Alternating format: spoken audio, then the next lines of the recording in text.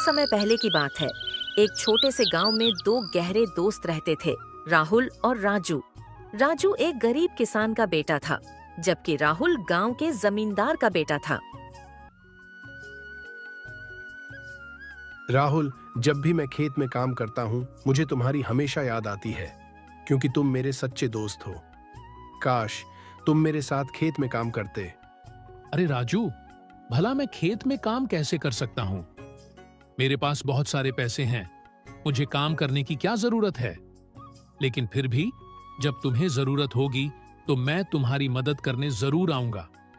ठीक है राहुल, क्या जब मुझे तुम्हारी जरूरत पड़ेगी खेत में काम के लिए तब तुम मेरे साथ काम करोगे दोस्त? मुझे उम्मीद है कि जब भी मुझे तुम्हारी जरूरत पड़ेगी खेतों में काम के लिए तुम मेरी मदद करने जरूर आओगे दोस्त। अगर तुम्हें खेत में काम की जरूरत पड़ी तो मैं मदद करने जरूर आऊंगा, क्योंकि मैं दोस्ती निभाने वाला दोस्त हूँ। इन दोनों की दोस्ती की मिसाल पूरा गांव देता था। लेकिन एक दिन समय का पहिया घूमा और गांव में भयंकर अकाल पड़ गया। खेत सूख गए, अनाज की किल्लत हो गई और लोगों के लिए 2 वक्त की रोटी जुटाना भी बेहद मुश्किल हो गया। राहुल का परिवार इस संकट से बुरी तरह प्रभावित हुआ। उनके पास खाने के लिए एक दाना तक नहीं बचा था और घर की हालत दिन ब दिन बिगड़ती जा रही थी। राहुल अपनी माँ के पास आता है, जो बहुत चिंता में बैठी होती है।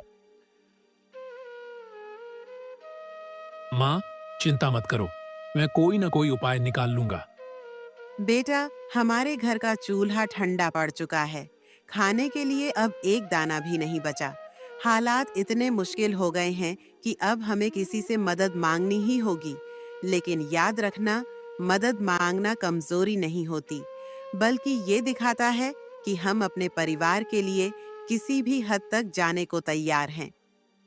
राजू को दुखी घड़ी में अपने दोस्त राहुल की याद आती है। तभी वह अपने पुराने दोस्त से मदद मांगने के लिए उसके घर जाता है। अरे भाई, यहाँ कैसे आना हुआ? राजू, मेरा परिवार बहुत भूखा है। सुना है तुम्हारे पास काफी अनाज है। क्या तुम हमारी थोड़ी मदद कर सकते हो? अगर हो सके तो थोड़ा अनाज दे दो। राहुल कुछ देर चुप रहता है और ठंडी सांस लेते हुए बोलता है। देखो राजू, बुरा वक्त चल रहा है, हमें अपना आने वाला कल भी देखना होगा। मैं हर किसी की मदद कर पाने की हालत में नहीं हूँ दोस्त। राजू यह सुनकर बहुत दुखी हो जाता है। जिसे वह अपना सबसे अच्छा दोस्त मानता था, उसने भी उसकी मदद नहीं की। उसने उसकी दुखी घड़ी में ही उसका साथ छोड़ दिया। राजू दुखी होकर अपने घर वापस चला जाता है, लेकिन राजू ने हार नहीं मानी। उसने फैसला किया कि वह किसी और गांव जाकर काम करेगा। राजू अकेले सफर पर निकल पड़ा। उसकी आंखों में उम्मीद की चमक थी।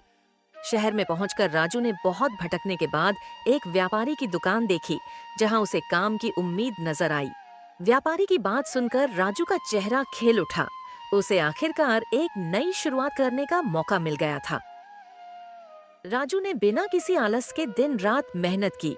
उसकी लगन और ईमानदारी ने उसे कुछ ही महीनों में आगे बढ़ा दिया। गांव लौटने पर राजू की मां ने उसे गर्व से देखा। उनका बेटा अब पहले जैसा नहीं था, बल्कि एक नया आत्मविश्वास लेकर लौटा था। राजू जानता था कि यह उसकी मंजिल नहीं, बल्कि सफर की शुरुआत थी। उसने ठान लिया कि अब वह अपनी मेहनत से गांव में कुछ बड़ा करेगा। नहीं माँ, अभी तो बस शुरुआत है, लेकिन अब हमारे अच्छे दिन शुरू हो गए हैं। बोलते हुए कौन है? शर्मिंदा होकर। राजू, मैं हूं, तेरा पुराना दोस्त राहुल।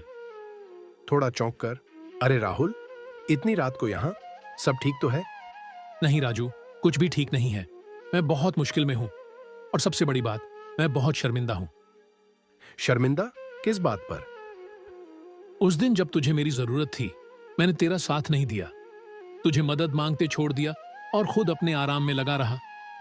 राहुल, वक्त किसी के लिए नहीं रुकता।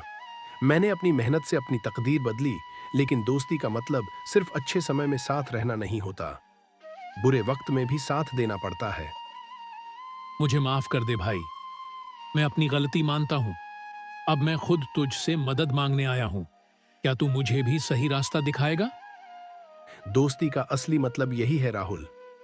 बीती गलतियों को भूलकर आगे बढ़ना ही सही रास्ता है। अगर तुझे सच में बदलाव चाहिए तो मेहनत कर, मैं तेरा साथ दूंगा। शुक्रिया राजू। अब मैं भी अपनी जिंदगी बदलने के लिए मेहनत करूंगा।